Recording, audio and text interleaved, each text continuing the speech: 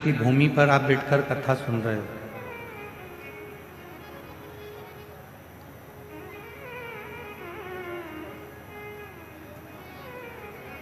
बाबा वैद्यनाथ जी का जो शिवलिंग है उसको रावणेश्वर लिंग भी कहते हैं। क्यों? क्योंकि लंकापति रावण ने इस शिवलिंग को लेकर जा रहा था और शिवलिंग को यहां रख दिया, इसलिए लोग इसको बाबा वैद्यनाथ जी को रावणेश्वर लिंग भी कहते हैं। अब हम एक प्रश्न आप सबसे करें, जरा उत्तर दीजिएगा। रावण शिव जी की पूजन करता था कि नहीं करता था?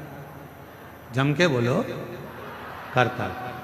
रावण भगवान शंकर की स्तुति करता था कि नहीं करता था? भगवान शंकर के मंत्र बोलता था कि नहीं बोलता था? बोलता। सब कुछ रावण करता था और सबने देखा कि रावण ने स्तुति भी करी, रावण ने भजन भी करा, रावण ने अर्चना भी करी, रावण ने शंकर भगवान को भजा भी, पूजा भी, स्मरण सब कुछ कर। पर शिव महापुराण की कथा कहती है रावण भाव से शिव जी को नहीं भज पाया। रावण जब भी शंकर भगवान को भजता था तो उसके अंदर भाव नहीं आता था, उसके अंदर ताव आता था। भाव से भजो तो शिव कृपा करता है, तुम ताव से भजोगे तो शिव कभी करुणा नहीं करता है। आज का जमाना बड़ा ताव का है, जरा सी देर में कोई ताव दिला देता है कि तुम्हारी तो इतनी पहचान है, तुम ये नहीं कर सकते, अभी ताव आ गया, अभी लगाता हूं फोन, अभी हो जाता। लंकापति रावण को उनके जितने अनुचर थे, जितने उनके साथी थे, वो रावण को ताव दिलाते थे। हे रावण, तू तो शंकर जी को भजता है, हमने सुना है कि शिव जी से वर मांग। रावण कहता भी देखो मैं कैलाश पर्वत को अपने हाथों पर उठाता ताव में। ताव। शिव जी को ताव पसंद नहीं है, शिव जी को भाव पसंद। फिर किसी ने कहा रावण,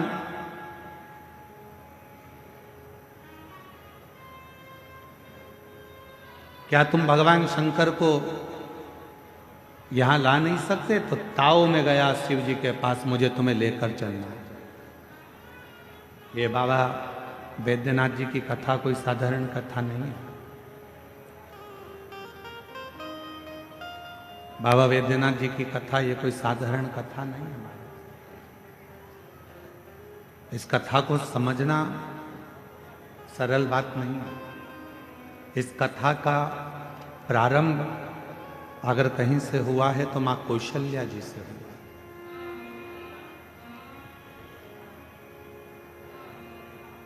इस कथा का प्रारंभ मां कौशल्या जी से।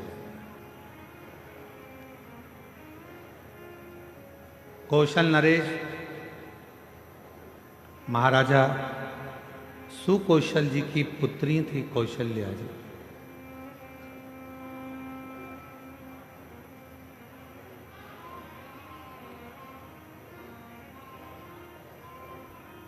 और आप लोगों के तो नजदीक में है छत्तीसगढ़। जिस छत्तीसगढ़ की मां कौशल्या जी थी, छत्तीसगढ़ को कौशलपुर कहते थे, जहां के राजा थे सुकौशल।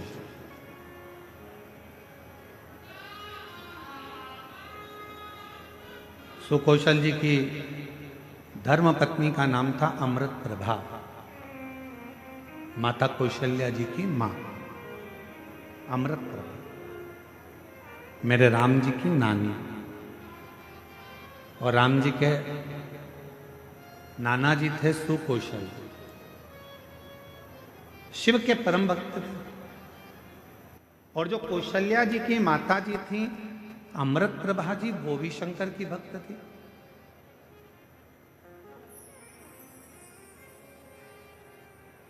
और जो सुकौशल जी के गुरु जी थे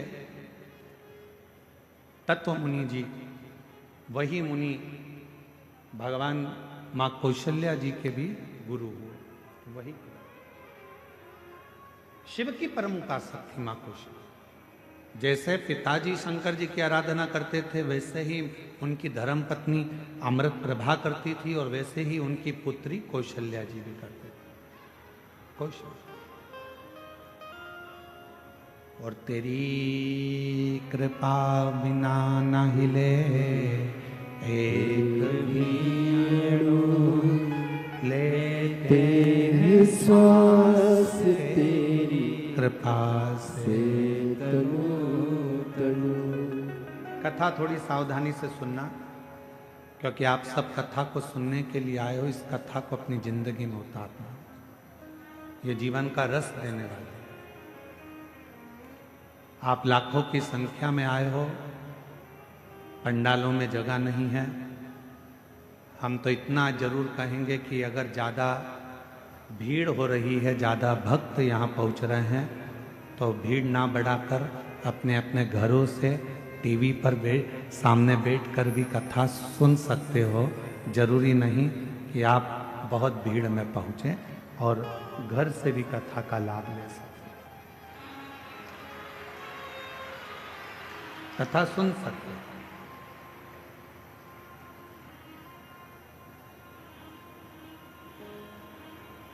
क्योंकि तुम्हारी संख्या का, तुम्हारी भक्ति का, तुम्हारे भाव का और तुम्हारे विश्वास का कोई मूल्य नहीं हो सकता कि तुम कितनी संख्या में आओगे, कितने आंकड़े में आओगे और कितने प्रभाव। इसको कोई नाप नहीं सकता। तुम ताव में नहीं आए हो, तुम भाव में आए। ताव में आते तो थोड़े बहुत आते, भाव में आए हो इसलिए लाखों की संख्या में आए।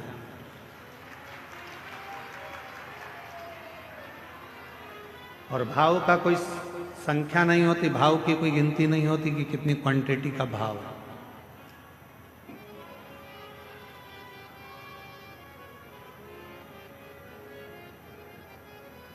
कौशल्या जी मैया शिव जी की परम उपासक, इतनी आराधना मां कौशल्या जी करती थी, भगवान शंकर की इतनी उपासना करती थी कि शंकर की भक्ति को वो भाव से करते, उसमें कोई दिखावा नहीं था। आज सबसे ज्यादा यदि कहीं विडंबना है तो दिखा देती। थोड़ा धन आया तो हम दिखावा करने लगते हैं, गाड़ी आ गई तो दिखावा करने लगते हैं, थोड़ी सुंदरता परमात्मा ने दे दी तो हम दिखावा करने लगते हैं, थोड़ा विद्वान हम बन गए, विद्वत्ता आ गई तो हम दिखावा करने लगते हैं, कुछ लोग हमारे साथ आकर खड़े हो गए तो हम दिखावा करने लगते हैं कि मेरे साथ ये।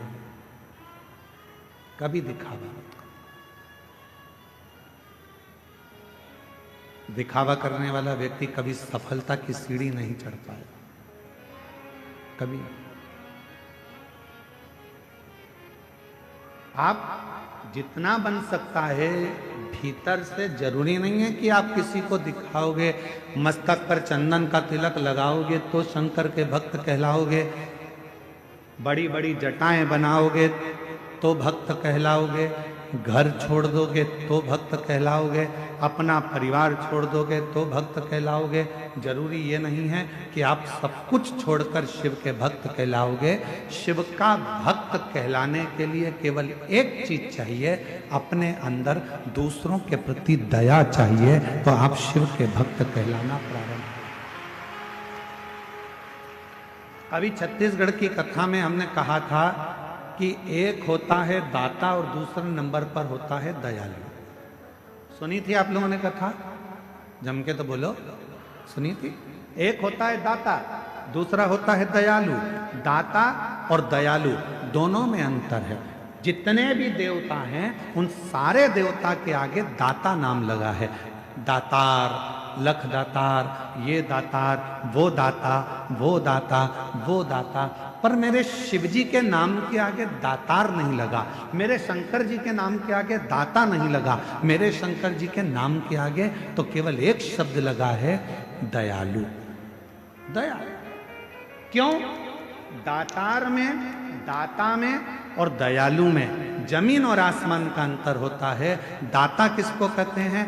आपके पास किराने की दुकान है, किराने में से थोड़ा सा निकाल कर आपने दान दे दिया, आप दाता कहलाओगे। आपके पास कपड़े की दुकान है, आपने कपड़ा निकाल कर दे दिया, आप दाता कहलाओगे। आपके घर में रोटी बनी हुई है, आपने रोटी निकाल कर दे दी, आप दाता कहलाओगे। आपके पास में कोई वस्तु है, सब्जी है, फल है, आपके बैग में कुछ रखा है, आपने निकाल कर दे दिया, आप दाता कहलाओगे। आप दाता की गिनती में आ गए। पर दयालु किसको कहते हैं? कि जिसके पास में कुछ भी नहीं, फिर भी उसके दरवाजे से कोई खाली ना जाए तो समझ लेना कि वो दयालु।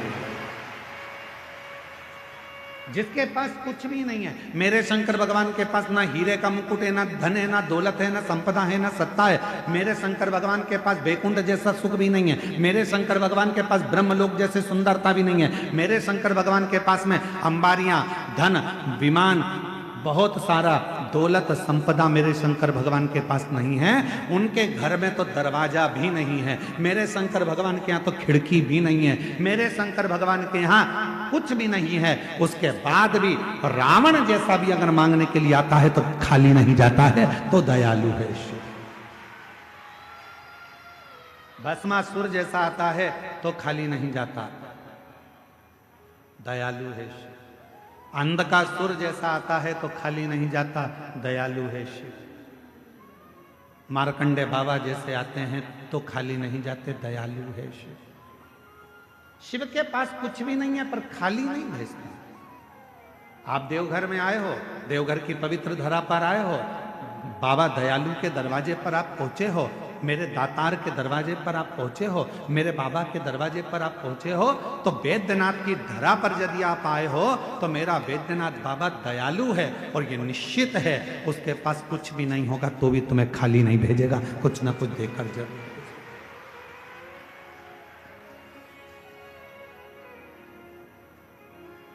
इसलिए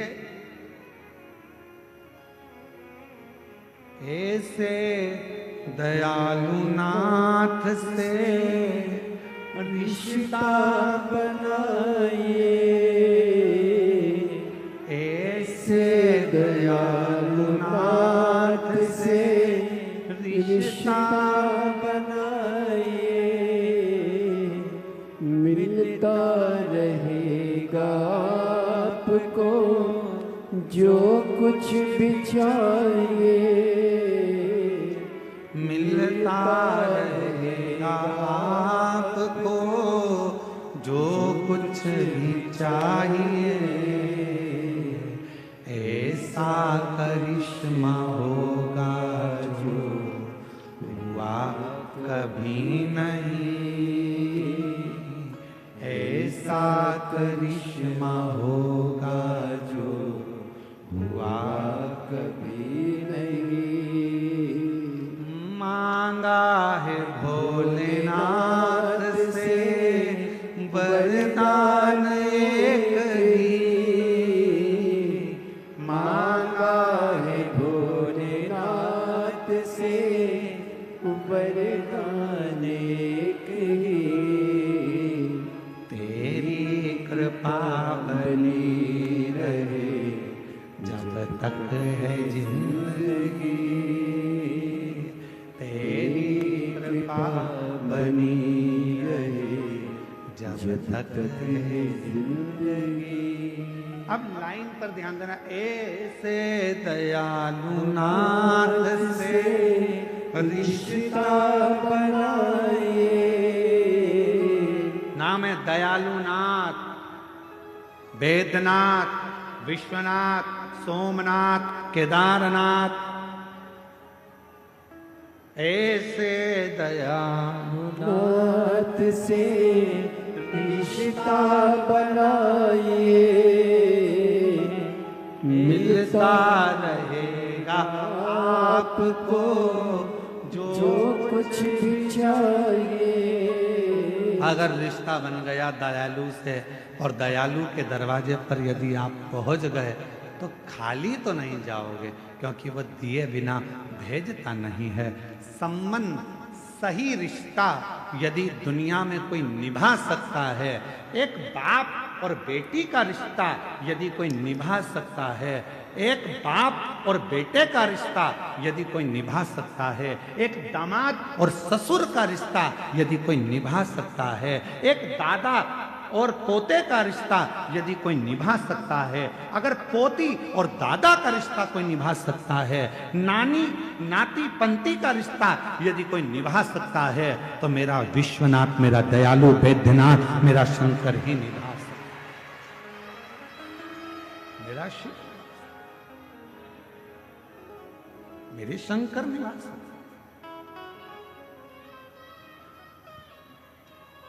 उठाओ पूरे पुराण, जितने शास्त्र उठा सकते हो सारे शास्त्र उठाओ, और 33 कोटि देवताओं की लिस्ट में कोई एक देवता बता दो जिसने अपनी बेटी का कन्यादान करा। केवल एक, 33 कोटि देवता में केवल देव अधिदेव महादेव ऐसे हैं जिन्होंने अपनी बेटी अशोक सुंदरी का कन्यादान अपने हाथों से कर कर बेटी को विदा। 33 कोटि देवताओं की लिस्ट बनाओ और उसमें निकालो कि देवता कोई दादा बने हो तो भगवान शंकर दादा भी बने हैं। भगवान गणेश जी के पुत्र शुभ लाभ हुए पर दादा भी बने हैं। शुभ लाभ के पुत्र अमोद प्रमोद हुए पर दादा बने हैं भगवान। जरा विचार करिए कितना बड़ा रिश्ता मेरे शिव निभाते हैं। और बेटी ने कहा था अशोक सुंदरी ने, काशी की कथा है, काशी के एक वृक्ष के नीचे बैठकर अशोक सुंदरी ने अपने पिता भगवान देव अधिदेव महादेव से कहा था, पिताजी मेरी शादी हो रही है, आप मुझे विदा कर रहे हैं, आप मुझे कन्यादान में कुछ दोगे नहीं? शंकर भगवान ने कुबेर को डमरू बजाकर बुला लिया और कुबेर को खड़ा कर दिया कि कुबेर मेरी बेटी के कन्यादान में जो इसको चाहिए सब दे देना। कुबेर डमरू बजाते से कुबेर आकर खड़े हो गए और कुबेर से भगवान शंकर कह रहे हैं मेरी बेटी अशोक सुंदरी के कन्यादान में, इसकी विदाई में जो इसको चाहिए, जो लिस्ट दे सारा सामान निकाल दे, क्योंकि मेरी बेटी की शादी है और वो विदा हो रही है। अशोक सुंदरी ने हाथ जोड़कर कहा, पिताजी कभी कोई बेटी ये नहीं चाहती कि उसका बाप जब अपनी बेटी की शादी करे तो दूसरे से मांग कर करे। बाप की जितनी सामर्थ्यता हो बेटी चाहती है बस बाप उतने में शिफ्ट। बेटी कभी अपने पिता को कर्ज में नहीं देखना चाहती, बेटी कभी अपने बाप को कर्जे में नहीं देखना चाहती। अगर मैं इस कुबेर से मांग कर अपना कन्यादान करवाऊंगी तो कन्यादान का मतलब क्या होगा? हम मांग कर शादी ना करें। आजकल का शादी का फैशन ऐसा हो गया, इतने बड़े बड़े शादी के मंडप लगने लगे, इतना बड़ा बड़ा शादी का कार्य होने लगा, इतने बड़े बड़े फंक्शन होने लगे कि लोग, बाप सोचता है कि मेरी बेटी की शादी कैसे करूंगा, कहीं से 5 लाख मांगता, कहीं से 2 लाख मांगता, ऐसे कर 10-12 लाख रुपए इकट्ठे कर तब बेटी की शादी करता है। उसके पास कुछ नहीं होता, कर्जे में लदा लूम हो जाता है। यही सोचकर तो कुबेरेश्वर धाम पर एक नियम बना दिया कि आने वाले समय में कोई भी अपनी बेटी की शादी कुबेरेश्वर धाम पर आकर कर सकता है, उसका कन्यादान भी कुबेरेश्वर धाम देगा और उसका शादी का खर्चा भी पूरा कुबेरेश्वर धाम उठाएगा। कोई भी कर सकता, इसीलिए नियम बनाया। पिताजी इस कुबेर से मांगू मैं, ये अच्छी बात नहीं, मेरे पिता से मांगूंगी ना जो मांगूंगी। शंकर भगवान ने अपनी बेटी अशोक सुंदरी को गले लगाकर कहा, मांग, तुझे कन्यादान में क्या दूं, तेरी विदाई में मैं तुझको क्या दूं बेटी, मांग ले। अशोक सुंदरी ने गले लगकर भगवान शंकर जी से कहा, बाबुल केवल इतना दे देना, तेरे मंदिर में तेरे शिवलिंग के आगे अगर कोई 1 लोटा जल चढ़ाने के लिए मेरे जैसी कोई बेटी आए, जो मांगे उसकी झोली कभी खाली ना रह पाए, बस इतना बार हो, बस इतना। इसलिए ये व्यासपीठ आपके सामने बार बार कहती है कि सारी समस्या का हल एक लोटा जल। ये व्यासपीठ कहती है अगर कोई स्त्री, कोई नारी, कोई पुरुष, कोई बेटा, कोई बेटी, अगर जिंदगी में कोई बुजुर्ग भी है और उसके जीवन में तकलीफ चल रही है, दुख चल रहा है, कष्ट चल रही है, बीमारी से घिर गया है, बहुत बड़ा टेंशन सामने आकर खड़ा हो गया है, तुम हिम्मत मत हारना, तुम किसी के दरवाजे पर जाकर रोना मत ही, घर में से एक लोटा जल भरना और आपके घर के पास में जो शंकर जी का मंदिर है वहां रोज जाना चालू कर देना। 15 दिन 20 दिन में तेरा दुख मिटना प्रारंभ हो जाएगा। वो हाथ पकड़ लेगा। शिव जी ने वचन दिया सुख सुंदरी को, हे अशोक सुंदरी सुन, तू मेरी बेटी है। उसी तरह इस मृत्यु लोक में जन्म लेने वाला एक पुरुष, एक स्त्री मेरा बेटा और बेटी कहलाएंगे। जो नारी, जो पुरुष, जो बेटा बेटी मेरे दरवाजे पर आएगा और एक लोटा जल समर्पित करेगा, वो जिंदगी में अशोक सुंदरी जैसे मैंने तुझे खाली नहीं भेजा, वैसे वो भी मेरे दरवाजे से कभी खाली नहीं जाएगा। इसलिए इस लाइन को याद रखना, ऐसे दयालु नाथ से रिश्ता बनाइए,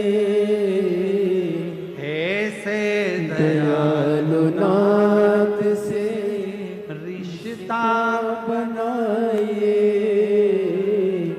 मिलता रहेगा आपको जो कुछ भी चाहिए, मिलता रहेगा आपको जो कुछ भी चाहिए। और ऐसा करिश्मा होगा जो हुआ कभी नहीं, ऐसा करिश्मा होगा जो हुआ कभी नहीं। मांगा है भोलेनाथ से वरदान एक ही, मांगा है भोलेनाथ से वरदान एक ही। तेरी कृपा बनी रहे जब तक है जिंदगी, तेरी कृपा बनी रहे जब तक है जिंदगी। बस तू दयालु दातार, तेरा संबंध एक बार मुझसे हो गया। जितनी मेरी जीजियां बैठी हैं और जितनी आस्था चैनल पर कथा सुन रहे हो, जितने फेसबुक पर कथा श्रवण कर रहे हो, जितने मोबाइल पर कथा सुन रहे हो, जितने जितने बाहर बैठकर, चाहे रोड पर बैठे हो, दुकान पर बैठे हो, पंडाल में बैठे हो, चाहे कहीं पर भी बैठकर कथा का रसतत्व ग्रहण कर रहे हो, आज बाबा के धाम से ये मान कर जाना कि हमारा और शंकर जी का रिश्ता क्या है। शिव जी को आज से अपना पिता मानना और तुम उसकी पुत्री हो जाना, संबंध फिर देखो बनेगा। एक बाप और बेटी का रिश्ता सबसे प्रबल रिश्ता होता है, सबसे प्रबल रिश्ता।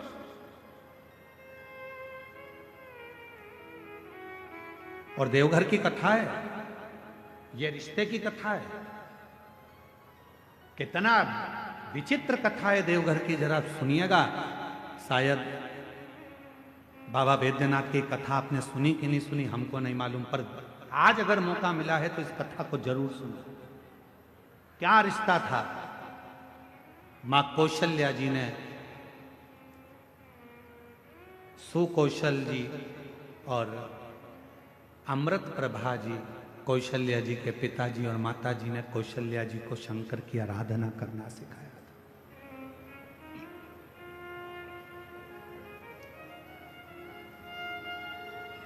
कौशल्या मैया शिव जी की आराधना में ली। कहते हैं आनंद रामायण वर्णन करती है कि कौशल्या मैया 1 मिनट भी शंकर की भक्ति के बिना रह नहीं पाती। भाव की इतनी शुद्धता थी मां कौशल्या जी की। फिर वही बात आ गई, रावण ताव से शिव जी को भजता था और कौशल्या जी भगवान शंकर को भाव से भजती थी। भाव से भजती।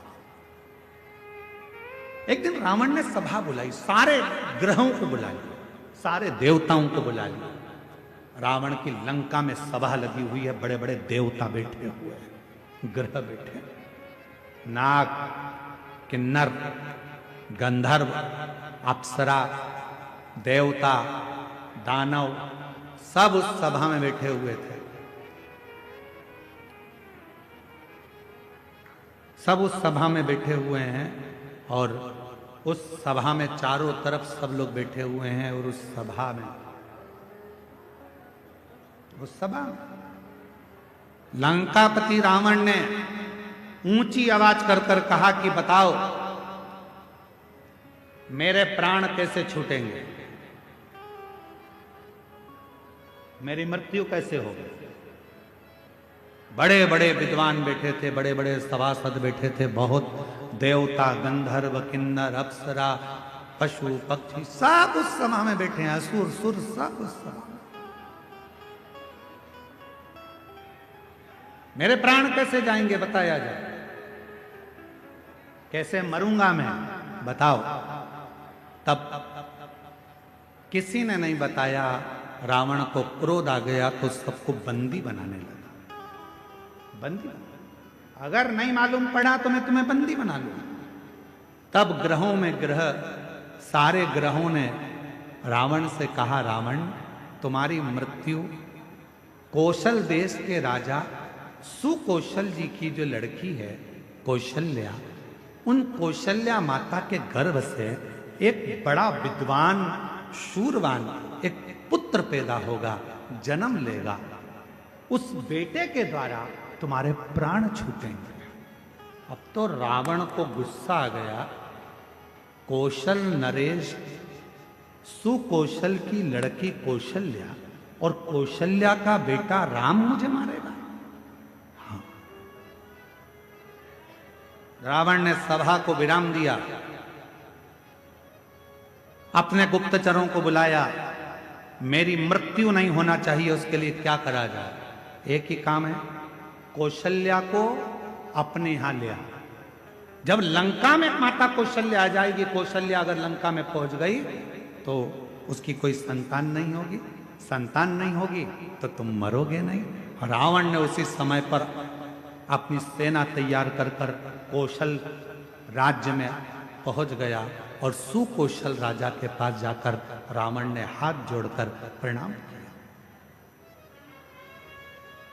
रावण उस समय पर शिव की आराधना नहीं करता था।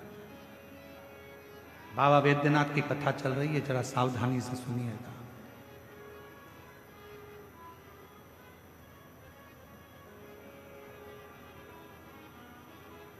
रावण उस समय शिव की आराधना नहीं करता था। सुकौशल जी ने देखा कि लंका का राजा रावण आया है, बड़ा प्रबल वीर। लंकेश आइए। कैसे आना हुआ? सुकौशल जी ने जब पूछा तो रावण ने कहा कि हमको आपकी बेटी कौशल्या चाहिए। आप अपनी पुत्री कौशल्या को लंका ले जाने की आदेश दें।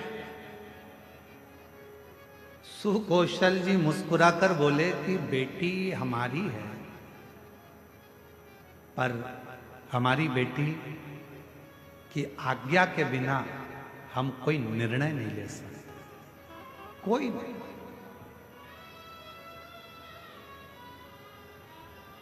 मेरी बेटी की आज्ञा के बिना मैं कोई निर्णय नहीं ले सकता।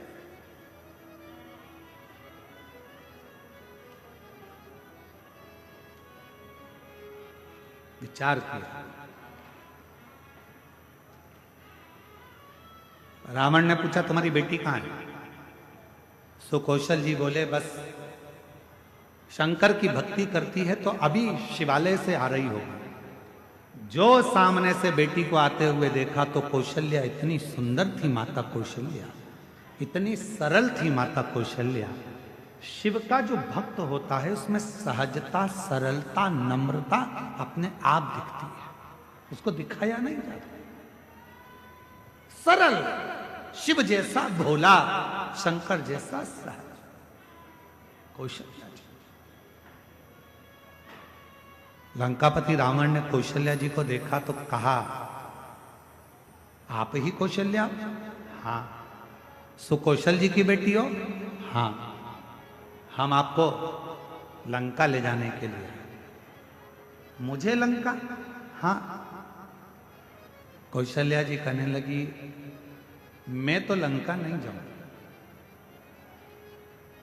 मैं लंका नहीं जाऊंगा। रावण कहने लगा, तुम मुझे जानती नहीं हो कौशल्या,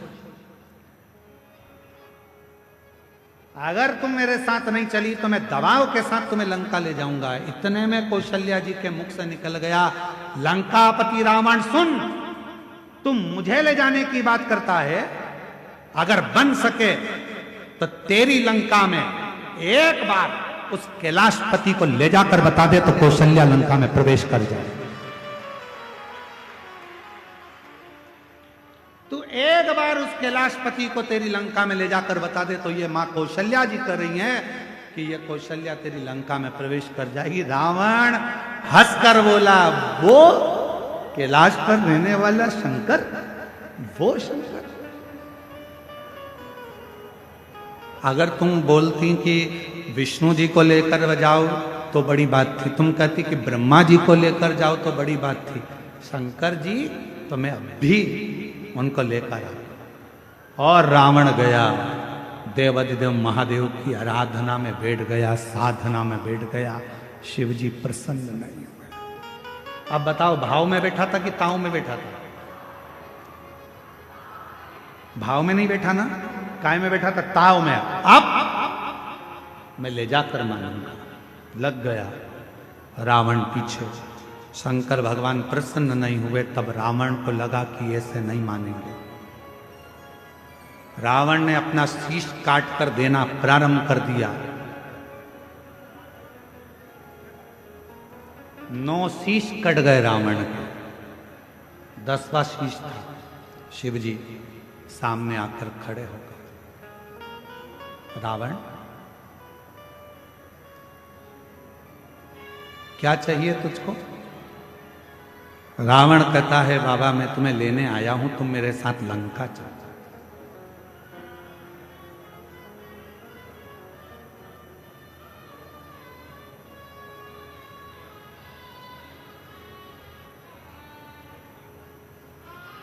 शिव जी कहने लगे, ऐसे तो मैं लंका जा नहीं सकता, मैं लंका ऐसे जा नहीं सकता, चलना तो पड़ेगा।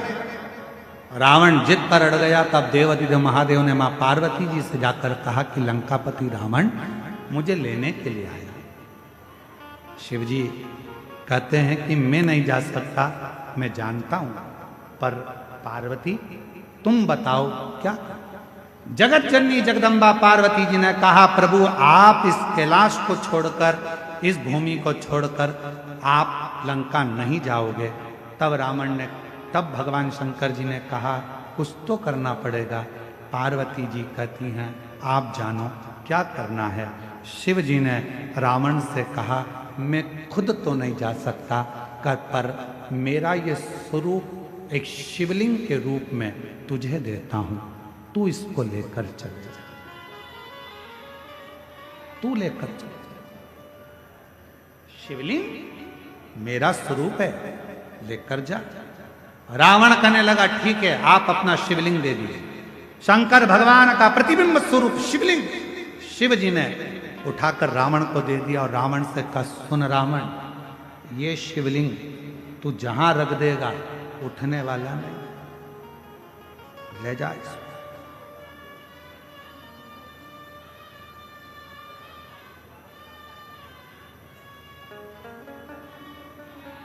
सूचना मिल गई मां पार्वती को। पार्वती को सूचना मिल गई कि शिव जी एक लिंग की आकृति में रावण के साथ लंका जा रहे हैं। रावण के साथ लंका, शिवलिंग। पार्वती की आंखों से जल बहने लगा। शिवजी ने पूछा, पार्वती तू रो रही है? तेरी आंखों में जल भरा है? हां। क्यों? जो मेरे हृदय में विराजमान था वो आज शिवलिंग की आकृति धारण कर कर लंका जा रहा है। ये शिवलिंग तो मेरा दिल है, मेरे हृदय में शिवलिंग है, और तुम उसको लंका भेज रहे हो।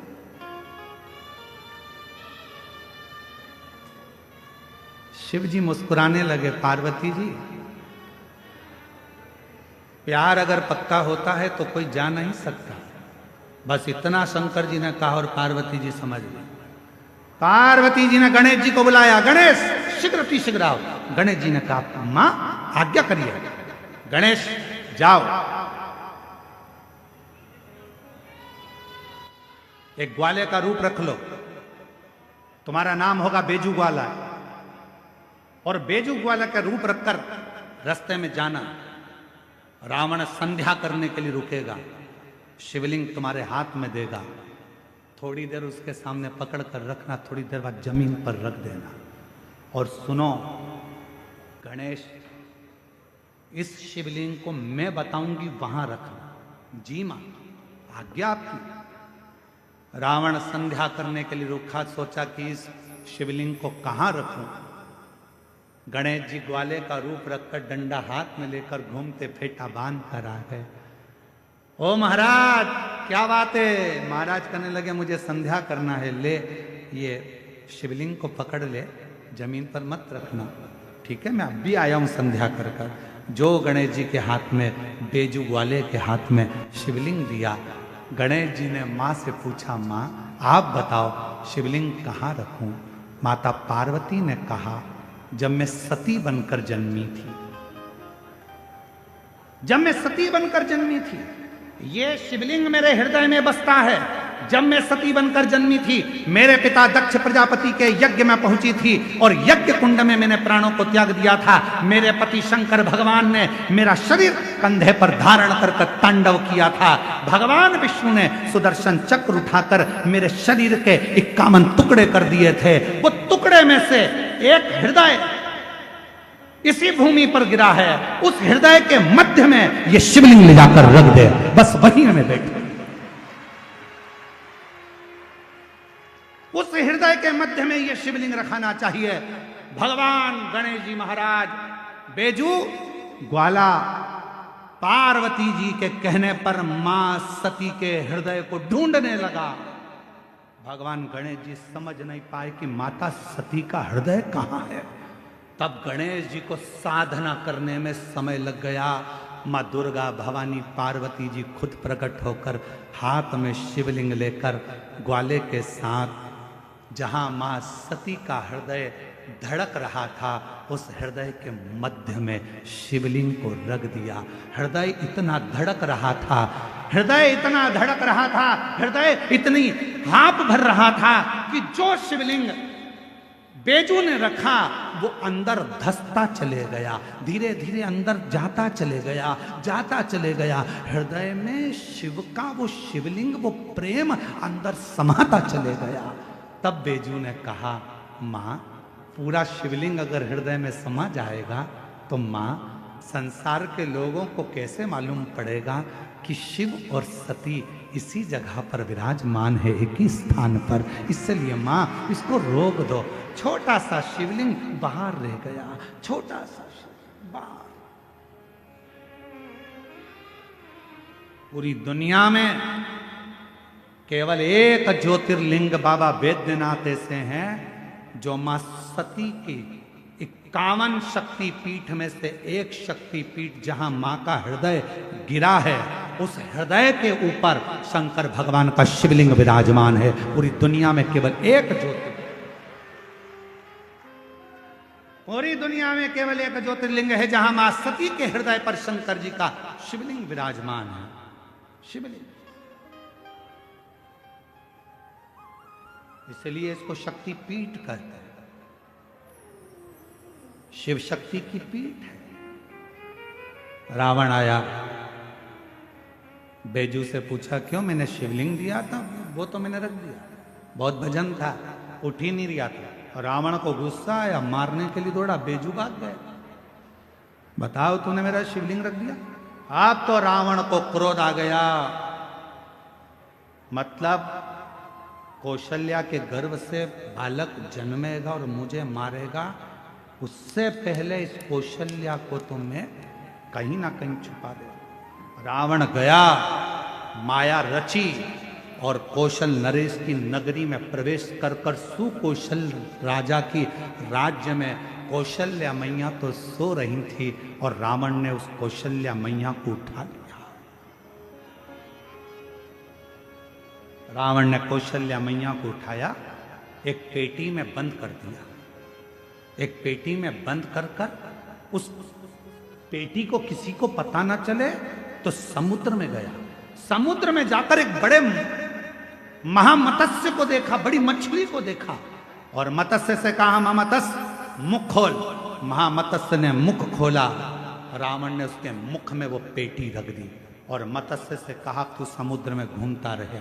ये कौशल्या किसी को मिलने वाली नहीं, इतनी मछलियों में कौन जानेगा कि कौन सी मछली के मुंह में कौशल्या जी। प्रमाण कर।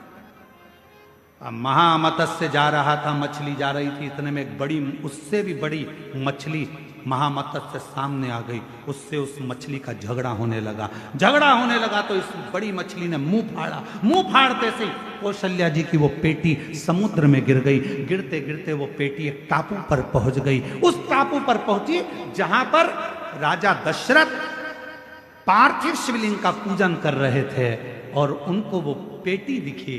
पेटी को खोला गया, सुंदर कन्या दिखी। पूछा तुम कौन हो? मैं कौशल राजा की बेटी हूँ। कौशल राजा के यहाँ कौशल्या को पहुंचाया। कौशल राजा ने अपनी बेटी कौशल्या का विवाह दशरथ जी के साथ कर दिया और तब राम जी का प्रगट।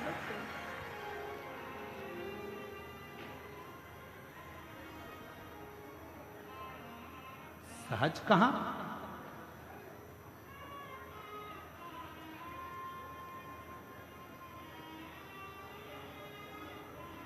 शिव की आराधना करने वाले को शिव की आराधना करने वाला मिलता।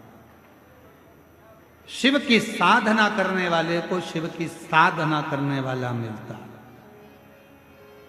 जो भगवान शिव को भजता है उसे शिव का भक्त ही प्राप्त होता। ऐसे दयालु नाथ से रिश्ता बनाइए, ऐसे दयालु नाथ से रिश्ता बनाइए। मिलता रहेगा आपको जो कुछ भी चाहिए। मिलता रहेगा आपको जो कुछ भी चाहिए। ऐसा करिश्मा होगा जो हुआ कभी नहीं। ऐसा करिश्मा होगा जो हुआ कभी नहीं। तेरी कृपा बनी रहे जब तक है जिंदगी। तेरी दया बनी रहे जब तक है जिंदगी। मांगा है भोलेनाथ से वरदान एक ही। मांगा है भोलेनाथ से वरदान एक ही। तेरी दया बनी रहे जब तक है जिंदगी। तेरी दया बनी रहे जब तक है जिंदगी मांगा है भोलेनाथ से वरदान एक ही। शिव से मेरे बाबा संबंध जोड़ते भी हैं तो वहां जोड़ते हैं जहां कोई शिव का भक्त हो। ए मेरी जीजियों, मेरे जीजाओं, मेरी बेटियों, बेटाओं, मेरी माताओं, मेरे बुजुर्ग माता पिता, ध्यान रखना, शिव महापुराण की कथा में मन उसी का लगता है। शंकर जी के मंदिर में एक लोटा जल चढ़ाने वही जाता है जिसका पुराना संबंध भगवान देव अधिदेव महादेव से रहा होगा। पुराना संबंध, शिव जी से आपका संबंध पुराना है। बाबा से यदि आपका रिश्ता पुराना है तो वो संबंध आपको यहां तक लेकर आता है। वो संबंध,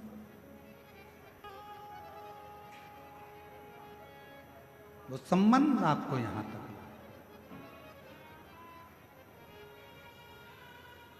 वो संबंध आपको नजदीक तक लेकर जाए। शिव के पास, अच्छा इस कथा में, बाबा वैद्यनाथ की कथा में एक चीज और देखने को मिलती है कि होनी तो होकर ही रहती, उस होनी को कोई टाल नहीं सकता। होनी तो होकर ही रहते। रावण ने पूरा दम लगा लिया था कौशल्या जी को छुपाने का, कौशल्या जी को छुपाकर रखने का, पर उसके बाद भी जो ललाट पर लिखा है वो तो होकर रहे। तुम कितना ही प्रयास कर लो, कितना ही, पर कभी कभी होनी नहीं भी होने वाली रहती है तो भी हम जान कर होनी की ओर जाते हैं। आप लोगों में से जितने लोग भी बैठे हैं शिव महापुराण की कथा में, मुझे विश्वास है कि आप कम से कम 2-3 साल से तो कथा सुन रहे हो। बोलो सही है कि गलत है? अब ईमानदारी से बोलो, अगर आप लोग 2-3 साल से कथा सुन रहे हो तो हम टीवी पर, अपनी आस्था चैनल पर, अपने फेसबुक यूट्यूब पर 3 साल से अगर कथा सुन रहे हो तो 3 साल से, उससे पहले से सुन रहे हो तो उससे पहले से, हम कथा में 1 या 2 बार तो कह ही देते हैं कि अपनी चेन, अंगूठी, मोबाइल, पर्स घर रख कर आना, पहन कर मत आना, कीमती सामान मत लाना। बोलो, बोलते कि नहीं बोलते? जम के बोलो जरा, बोलते हैं ना? 3 साल से सुन रहे हो तो 3 साल से बोल रहे हैं, 4 साल से सुन रहे हो तो 4 साल से बोल रहे हैं। तुम जितने साल से कथा सुन रहे होगे, कहीं ना कहीं घुमा फिरा के पूरी कथा में 1-2 बार को हम बोल देते हैं कि अपना मंगलसूत्र, सोने का चेन, सोने का सामान, कीमती सामान लेकर कथा मंडप में मत आना। क्यों? क्योंकि जहां देवता है वहां असुर है, जहां भक्त है वहां चोर भी है।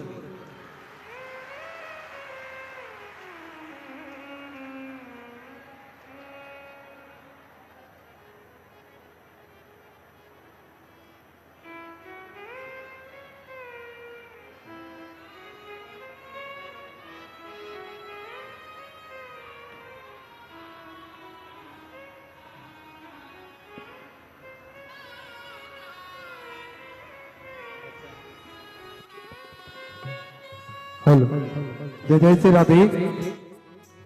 हमारे बीच में भैया जी पधारे हैं, राष्ट्रीय स्वयं सेवक संघ के प्रचारक।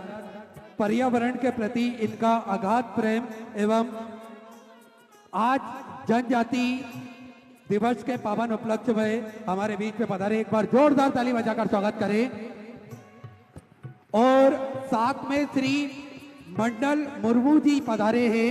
देखिए, भारत में जनजातीय संघर्ष और जीवितता के प्रतीक सिद्धू और कान्हू जी दोनों भाइयों ने अंग्रेजों के अत्याचार और धर्मांतरण के विरुद्ध भीषण संघर्ष किया।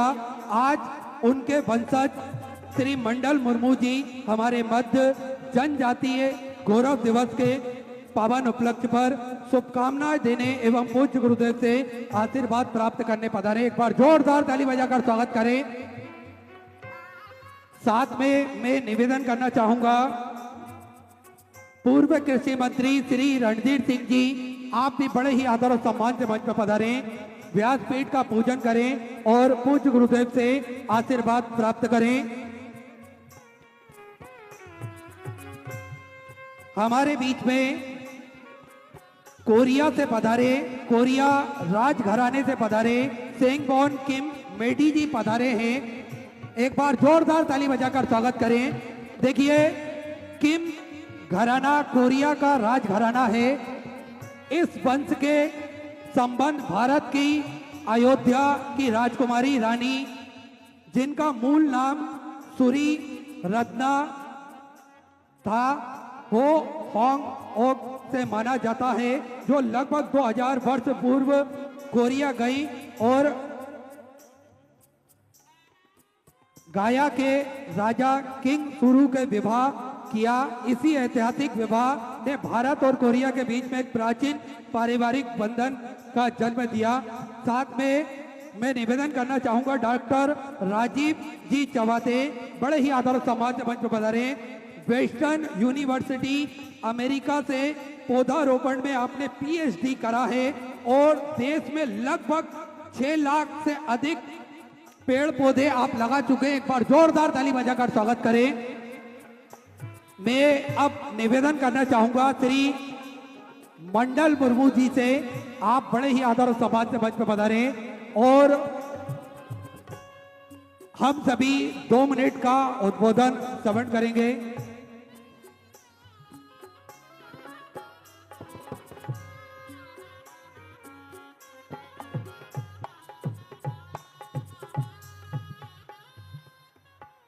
दो मिनट का उद्बोधन हम सभी श्रवण करेंगे आदरणीय श्री मंडल मुर्मू जी के मुखारबिंद से।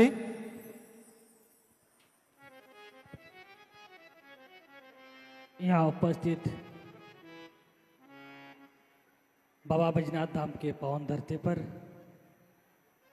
आप सभी को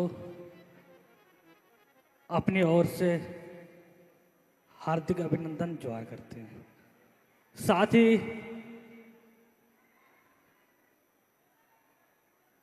गुरु जी को मैं अपने ओर से प्रणाम जोहार।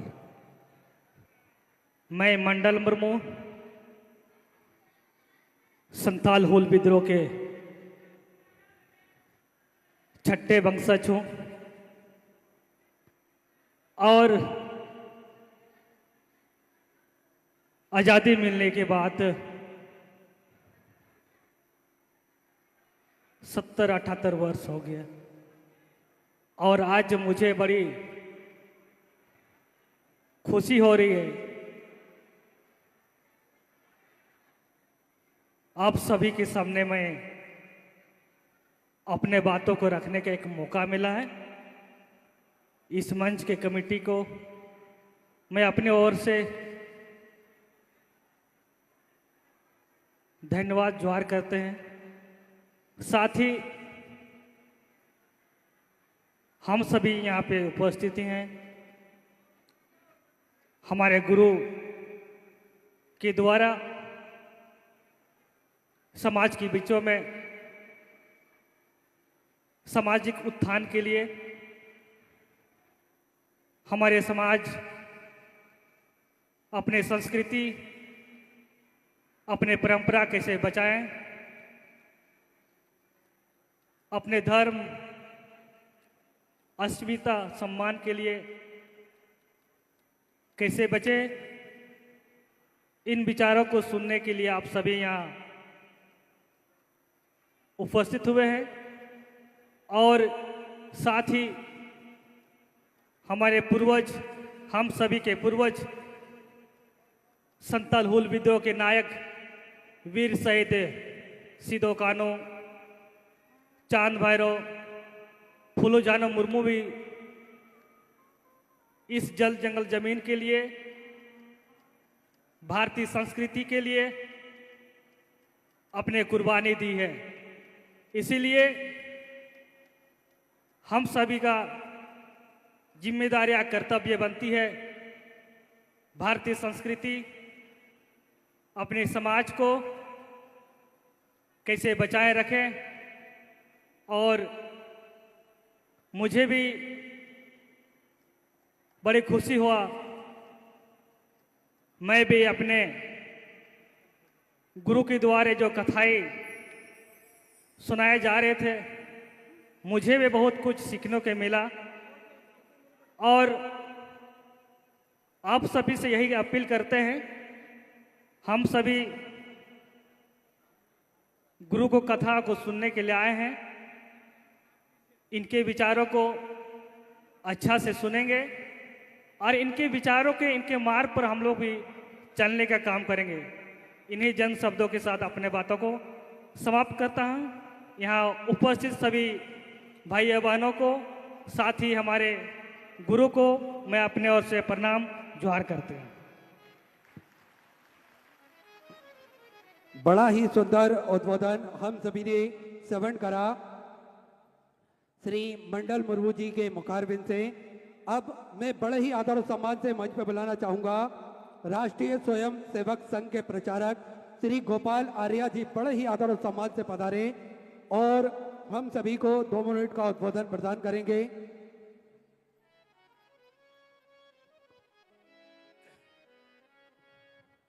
पूज्य गुरु जी के चरणों में सादर प्रणाम।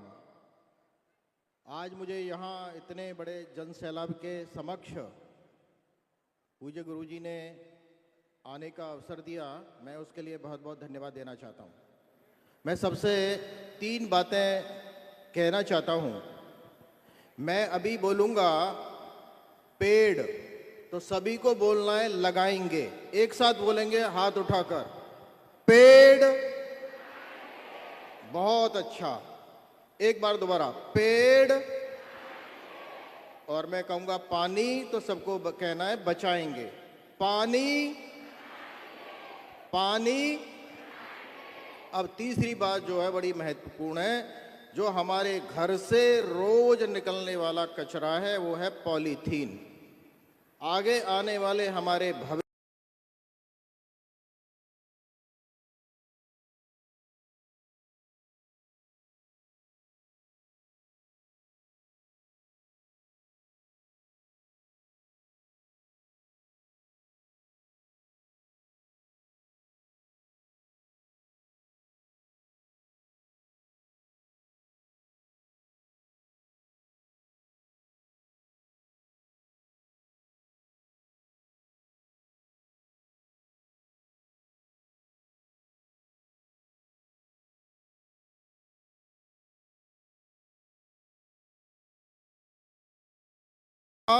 भी ये वृक्ष रूपी भगवान हमको देता है। इन तीनों के बिना हम जिंदा नहीं रह सकते, लेकिन तीनों ये प्रकृति से मिलते हैं। लेकिन मैं एक छोटी बात कह के मेरी बात पूरी करता हूं कि पूज्य गुरु जी हमको कहते हैं शिव की पूजा करो। बस शिव के बारे में कि शिव तो साक्षात वृक्ष हैं, पेड़ हैं, क्योंकि शिव ने जब सागर मंथन में विष हुआ था तो विष को विषपान किया था। आज ये हमारे पेड़ हमसे निकलने वाले विष को, यानी हमारी कार्बन डाइऑक्साइड को पीते हैं। तो वृक्ष हमारे इस वातावरण के जहर को पीते हैं, तो उससे बड़ी शिव भक्ति नहीं हो सकती कि हम पेड़ लगाएं। और इसलिए मेरा सबसे निवेदन है कि एक पेड़ अपनी माँ के नाम, एक पेड़ देश के नाम, या एक पेड़ शिव के नाम लगाएंगे तो शिव भक्ति का सबसे बड़ा महात्म्य और आपको पुण्य मिलेगा। इसलिए सबसे मेरा निवेदन है कि हम एक पेड़ लगाएं। और एक अंतिम बात है कि भगवान शिव तो साक्षात पर्यावरण के पूरक थे, क्योंकि उनके साथ में पूरी सृष्टि रहती थी। गले में शिव है तो सिर पर चंद्रमा है, साथ में नदियां है, तो यानी पूरी सृष्टि का हर उनके साथ में है। और इसलिए मेरा निवेदन है कि हमारी जो एक लोटा जल है, क्या एक लोटा जल जो हम शिव भगवान को चढ़ाते हैं, क्या वो जाने वाला जल, वो पवित्र जल नाली में तो नहीं जा रहा है? तो क्या हमारे मंदिर में उस नाली के जल को अगर हम पेड़ पौधों के लिए लगाएंगे, तो आप सोच लीजिए कि ये अगर अपने देश में 100 करोड़ लोग एक लोटा जल भी देते हैं, उसका मतलब होता है 85 करोड़ लीटर पानी हमने पेड़ों को पिला दिया शिव के नाम पर। और इसलिए हम संकल्प करें कि एक लोटा शिव को जल चढ़ाएंगे तो एक लोटा पेड़ को भी जल चढ़ाएंगे। तो मुझे लगता है कि जिस देश में 422 पेड़ प्रति व्यक्ति होने चाहिए, आज केवल 28 पेड़ हैं। और इसलिए दिल्ली की एयर क्वालिटी इंडेक्स 400 हो रही है, 50 होना चाहिए। दिल्ली के लोग श्वास में जहर ले रहे हैं। और इसलिए हमको ये विचार करना चाहिए कि क्या हम एक पेड़ माँ के नाम और एक लोटा शिव के नाम पेड़ों को दे सकते हैं। इतना कह के मेरी बात आपके चरणों में, गुरु जी के चरणों में समर्पित करता हूँ। नमस्कार, धन्यवाद।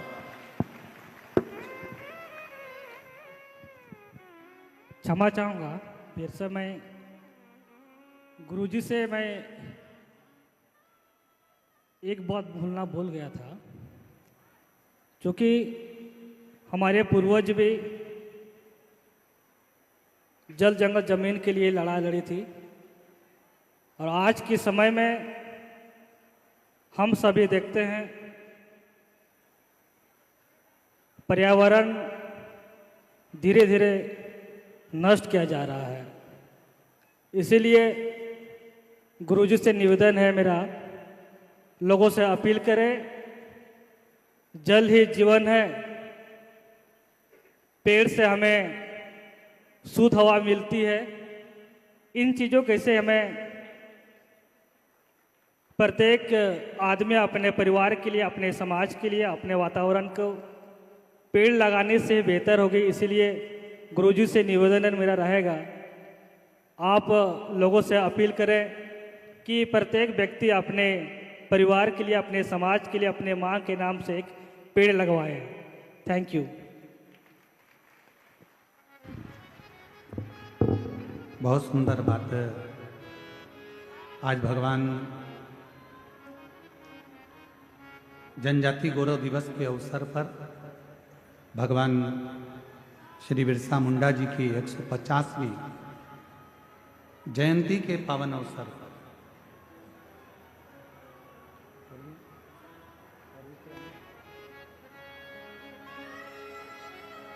ये योग बना है। और हमारे बीच में माननीय आर्य जी ने भी बड़ी सुंदर बात कही। और भगवान श्री बिरसा मुंडा जी के परिवार से आए हुए वनवासी है, आदिवासी क्षेत्र के ही